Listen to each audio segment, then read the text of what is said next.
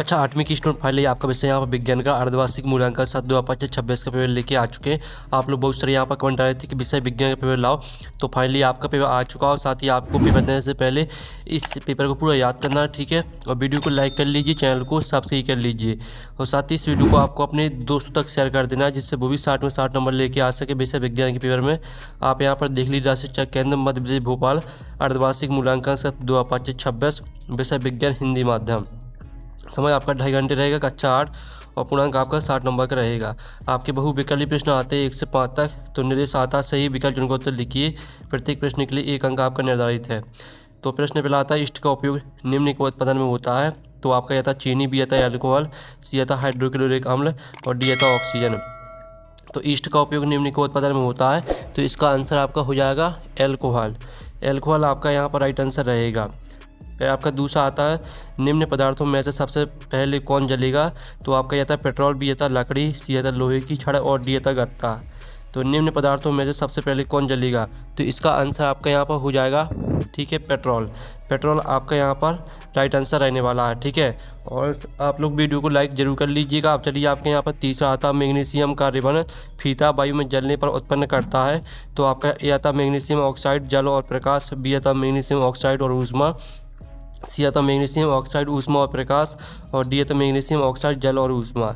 तो मैग्नीशियम का रिबन फीता वायु में जलने पर उत्पन्न करता है, तो इसका आंसर आपका रहेगा मैग्नीशियम ऑक्साइड ऊष्मा और प्रकाश, ठीक है। आपका यहाँ पर सी राइट आंसर रहेगा। फिर आपका चौथा आता, पौधों और जंतुओं की वह स्पीसीज जो किसी विशिष्ट क्षेत्र में विशिष्ट रूप से पाई जाती है वह है। तो आपका यह था विशिष्ट क्षेत्रीय स्पीसीज और बी था संकटापन स्पीसीज और सी था विशिष्ट क्षेत्रीय स्पीसीज एवं संकटापन स्पीसीज और डी था इनमें से कोई नहीं। तो जो आपका प्रश्न चौथा दिया गया, पौधों और जंतुओं की वह स्पीसीज जो किसी विशिष्ट क्षेत्र में विशिष्ट रूप से पाई जाती है वह है, तो इसका आंसर आपका विशिष्ट क्षेत्रीय स्पीसीज हो जाएगा। अब पाँचवा देख लेते हैं। तो पाँचवा आपका आता है, लैंगिक प्रजनन में भाग लेते हैं। तो आपका यह था 2 नर जंतु, बी था 1 नर 1 मादा जंतु, सी आता 2 मादा जंतु और डी आता इनमें से कोई नहीं। तो लैंगिक प्रजनन में भाग लेते हैं, तो इसका आंसर आपका रहेगा 1 नर 1 मादा जंतु, ठीक है। आपका बी राइट आंसर रहेगा। तो इस तरह से जो आपके प्रश्न 1 से लेकर 5 तक दिए गए थे बहुविकल्पी प्रश्न वो कंप्लीट हो जाते हैं। अब आता है रिक्त स्थान, प्रश्न क्रमांक 6 से 10 तक। निर्देश आता है, नीचे दिए गए रिक्त स्थान की पूर्ति कीजिए। प्रत्येक प्रश्न के लिए 1 अंक निर्धारित है। तो 6 में आता, काष्ठ कोयला वायु में जलकर कार्बन डाइऑक्साइड और डॉट डॉट उत्पन्न करता है। तो यहाँ पर काष्ठ कोयला वायु में जलकर कार्बन डाइऑक्साइड और ऊष्मा उत्पन्न करता है, ठीक है। ऊष्मा आपका यहाँ पर आंसर रहेगा 6वें का। फिर 7 में आता, जिन पदार्थों का ज्वलन ताप डॉट डॉट होता है और जो ज्वाला के साथ सरलतापूर्वक आग पकड़ लेते हैं ज्वलनशील पदार्थ कहलाते हैं। तो आपका 7वें का आंसर रहेगा, जिन पदार्थों का ज्वलन ताप कम होता है और जो ज्वाला के साथ सरलतापूर्वक आग पकड़ लेते हैं ज्वलनशील पदार्थ कहलाते हैं। 8 में आता, कागज़ बचाने का अर्थ है डॉट डॉट को बचाना। तो यहाँ पर कागज़ बचाने का अर्थ है पौधों को बचाना। तो पौधों आपका यहाँ पर राइट आंसर रहेगा 8वें का। फिर 9वां आता, वह निषेचन जो माता के शरीर के अंदर होता है डॉट डॉट निषेचन कहलाता है। तो वह निषेचन जो माता के शरीर के अंदर होता है आपका आंतरिक निषेचन कहलाता है, ठीक है। आंतरिक आपका इसका आंसर हो जाएगा, आंतरिक निषेचन कहलाता है। फिर 10वां आता, लड़कियों में मासिक धर्म चक्र की शुरुआत डॉट डॉट कहलाती है। तो लड़कियों में मासिक धर्म चक्र की शुरुआत आपकी यहाँ पर रजोनी वृत्ति कहलाती है, ठीक है। आप यहाँ पर देख लीजिए, इसका उत्तर हम यहाँ पर लिख देते हैं, रजोनी वृत्ति, ठीक है। इस तरह से जो है आपके रिक्त स्थान वो कंप्लीट हो जाते हैं। आपने अच्छे से याद कर लिए होंगे। अब चलिए आपके आते हैं अति लघुत्तरीय प्रश्न 11 से 16 तक। तो 11वां आता, शिशु एवं बच्चों को टीका क्यों लगाया जाता है। तो चलिए हम इसका आंसर देख लेते हैं। आप लोग वीडियो को लाइक जरूर कर लीजिए, ठीक है, और चैनल को भी सब्सक्राइब कर लीजिएगा। तो चलिए आपके 11वें क्वेश्चन का आंसर देख लेते हैं। तो इसका आंसर रहेगा, शिशु एवं बच्चों को टीका रोग उत्पन्न करने वाले सूक्ष्म जीवों से बचाने तथा उनके शरीर में प्रतिरक्षी एंटीबॉडी उत्पन्न करने के लिए लगाया जाता है। फिर आपका 12वां आता, अपने बहुत अधिक व्यावसायिक महत्व के कारण किसे हम काला सोना कहते हैं। तो इसका आंसर है पेट्रोलियम को, ठीक है। यहाँ पर पेट्रोलियम को काला सोना कहा जाता है। अब चलिए आपके यहाँ पर देख लेते हैं 13वां। तो 13वां आता, कोयले के पराक्रमण द्वारा 3 उपयोगी उत्पाद के नाम बताइए, ठीक है। तो हम यहाँ पर 13वें का आंसर देख लेते हैं। कोयले के आपके पराक्रमण द्वारा उत्पन्न 3 उपयोगी उत्पाद हैं कोक, कोलतार और कोल गैस। ये आपका आंसर रहेगा 13वें का। फिर आपका यहाँ पर 14वां था किन्हीं 2 राष्ट्रीय उद्यानों के नाम लिखिए। तो किन्हीं 2 राष्ट्रीय उद्यानों के नाम हो जाएंगे कन्नौज राष्ट्रीय उद्यान और दूसरा हो जाएगा आपका बांधवगढ़ राष्ट्रीय उद्यान। ठीक है, तो इस तरह से आपको याद कर लेना है। फिर आपका 15वां था मरुस्थलीकरण कब होता है। तो इसका उत्तर आपका हो जाएगा मरुस्थलीकरण वनों की कटाई, ठीक है, के कारण मृदा की ऊपरी परत हट जाने या भूमि की उर्वरता कम होने से होता है, जिससे भूमि रेगिस्तान में बदल जाती है। ये आपका 15वें प्रश्न का उत्तर रहेगा। 16वां आता मनुष्य में गुणसूत्रों की संख्या कितनी है। तो इसका उत्तर रहेगा आपका यहाँ पर, तो आप यहाँ पर देख लीजिए, इसका उत्तर आपका हो जाएगा मनुष्य के प्रत्येक कोशिका के केंद्रक में 40 गुणसूत्र होते हैं जो 23 जोड़ों के रूप में पाए जाते हैं। फिर आपका यहाँ पर जो है अति लघुत्तरीय प्रश्न कंप्लीट हो जाते हैं। अब आते हैं आपके लघुत्तरीय प्रश्न 17 से 22 तक। तो 17वां आता है एक किसान अपनी भरपूर व अच्छी फसल काटने के बाद उसे भंडारण से पूर्व सुखाना भूल गया, उसे किन समस्याओं का सामना करना पड़ सकता है। तो चलिए आपके इसका आंसर देख लेते हैं। इसका आंसर रहेगा आपका यहाँ पर देख लीजिए नमी की अधिकता के कारण। ठीक है, पहला पॉइंट, दूसरा, तीसरा, तीनों पॉइंटों को आपको याद करना है। ये आपका 17वें क्वेश्चन का उत्तर रहेगा। और 18वां आता रसोई गैस को जलाने पर कोई आवाज़ नहीं होती लेकिन पटाखों को जलाने पर तेज आवाज़ होती है, क्यों, स्पष्ट कीजिए। तो आपको हम इसका उत्तर दिखा देते हैं। इसका उत्तर आपका रहने वाला है रसोई गैस का जलना एक सामान्य दहन है जिसमें गैस धीरे धीरे जलती है और ऊष्मा तथा प्रकाश उत्पन्न करती है, इसलिए कोई आवाज़ नहीं होती।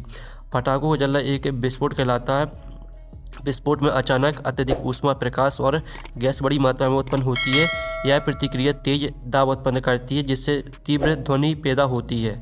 अब चलिए आपके यहाँ पर देख लेते हैं। 19वां आता है एक प्रयोग में 405 kg ईंधन का पूर्णतया दहन किया गया, जिससे ठीक है 1,80,000 किलो जूल ऊष्मा उत्पन्न हुई। ईंधन का ऊष्मीय मान ज्ञात कीजिए। तो आपको ईंधन का ऊष्मीय मान निकालना है। तो इसका उत्तर आप यहाँ पर देख लीजिए रहेगा ऊष्मीय मान बराबर होता है उत्पन्न ऊष्मा बटे में ईंधन का द्रव्यमान। तो इसमें आपको इस सूत्र में मान रख देना है। ठीक है, उत्पन्न ऊष्मा आपकी इतनी दी गई थी, ईंधन का द्रव्यमान आपका 4.5 किलोग्राम दिया गया था। जो 4.5 का आपको भाग 1,80,000 में दे देना है, तो आपका 40,000 किलो जूल प्रति किलोग्राम ये आपकी ईंधन का ऊष्मीय मान आ जाएगा। फिर आपका 20वां आता मुर्गी और मेढक दोनों ही अंडे देते हैं, लेकिन दोनों में ही निषेचन की क्रिया अलग अलग प्रकार से होती है, क्यों। तो चलिए आप यहाँ पर देख लीजिए इसका उत्तर। मुर्गी में आंतरिक निषेचन होता है क्योंकि अंडे का निषेचन हमारा शरीर के अंदर होता है, और मेढक में बाह्य निषेचन होता है। ठीक है, तो आपको यहाँ पर अलग अलग प्रकार से होती है, यहाँ तक याद कर लेना है। ठीक है, ये आपका 20वें प्रश्न का उत्तर हो जाता है। फिर आपका यहाँ पर देख लेते हैं 21वां प्रश्न। निम्न में से जरायु जंतु और अंडे प्रजाति जंतु को विभाजित कीजिए। मतलब कि जो आपके जो अंडे देते हैं उनको आपको अलग करना है, जो सीधे आपके बच्चा पैदा करते हैं उनको आपको अलग करना है। ठीक है, तो चलिए आपके यहाँ पर जो अंडे प्रजाति हो जाएंगे, ठीक है स्टूडेंट, आपके अंडे प्रजाति जंतु हो जाएंगे आपके, ठीक है, अंडे प्रजाति जंतु आपके यहाँ पर जो रहेंगे वो आपके यहाँ पर हो जाएंगे। ठीक है, आपको हम बता देते हैं। अंडे प्रजाति में आपकी हो जाएगा आपका यहाँ पर मुर्गी। ठीक है, मुर्गी हो जाएगा आपका यहाँ पर, सांप हो जाएगा, और आपके यहाँ पर क्या हो जाएगा, चिड़िया हो जाएगा, और कौवा हो जाएगा, बतख हो जाएगा आपका, और शुतुरमुर्ग। ठीक है, ये आपके आ जाएंगे अंडे प्रजाति में। और जो बाकी आपके बचे हैं मानव, ठीक है, कुत्ता, हाथी, घोड़ा, ये आपके आ जाएंगे जंतु में। ठीक है, तो आपको अलग अलग करके लिख लेना है। फिर 22वां आता वायुमंडलीय दाब किसे कहते हैं, समझाइए। तो हम यहाँ पर देख लेते हैं वायुमंडलीय दाब किसे कहते हैं। तो इसका उत्तर रहेगा वायुमंडलीय दाब वह दाब है जो वायुमंडल में उपस्थित वायु द्वारा पृथ्वी की सतह पर तथा वस्तुओं पर लगाया जाता है। ठीक है, आपको उसमें द्रव भर जाता है, यहाँ तक याद कर लेना है। अब आते हैं आपके द्विगुत्तीय प्रश्न 23 से 26 तक। तो हम द्विगुत्तीय प्रश्न देख लेते हैं। गेहूँ की फसल उगाने के इन प्रक्रमों का सही क्रम लिखना है आपको। जो आपकी गेहूँ की फसल उगाई जाती है उसके आपके यहाँ पर, ठीक है, आपके प्रक्रिया यहाँ पर गेहूँ की फसल किस तरह से उगाई जाती है उसकी प्रक्रिया यहाँ पर दी गई है। तो इस प्रक्रिया को आपको क्रम से लगाना है। ठीक है, तो आपको यहाँ पर देख लीजिए। सबसे पहले तो आपके यहाँ पर रहेगा मिट्टी तैयार करना, बुवाई, ठीक, खाद एवं उर्वरक देना, सिंचाई, खरपतवार में से सुरक्षा, कटाई, गेहूं का भंडारण, इस तरह से आपको क्रम से लगा देना है। ठीक है, तो हमने आपको बता दिया किस तरह से लिखना। 24वां आता निम्नलिखित को हितैषी और हानिकारक सूक्ष्म जीव में वर्गीकृत कीजिए। तो आपको हितैषी और हानिकारक सूक्ष्म जीव में अलग करना है। इनको, ठीक है। ईस्ट मलेरिया परजीवी, लैक्टोबैसिलस, रोटी की फफूंद, राइजोबियम। तो आपके जो हेथेसी रहेंगे वो आपके ईस्ट हो जाएगा, लैक्टोबैसिलस हो जाएगा, राइजोबियम हो जाएगा। और हानिकारक सूक्ष्मजीव में आपके मलेरिया परजीवी और रोटी की फफूंद। इस तरह से आपको अलग कर देना बॉक्स बनाकर, ठीक है। फिर आपका 25वां आता संस्कृति का लिंग निर्धारण किस प्रकार होता है, विस्तार से समझाइए। तो आप देख लीजिए, ये आपका 25वें क्वेश्चन का आंसर रहेगा। मनुष्य में 23 जोड़े गुणसूत्र होते हैं, यहाँ से लेकर आपका वाई गुणसूत्र वाले है, ठीक है। यहाँ तक याद कर लेना, साथ ही आपका नीचे भी दिया गया है, पूरे यहाँ तक याद कर लेना, ठीक है। स्क्रीनशॉट ले लीजिए। फिर आपका 26वां आता पहाड़ों पर वायु दाब कम क्यों होता है, कारण सहित समझाइए।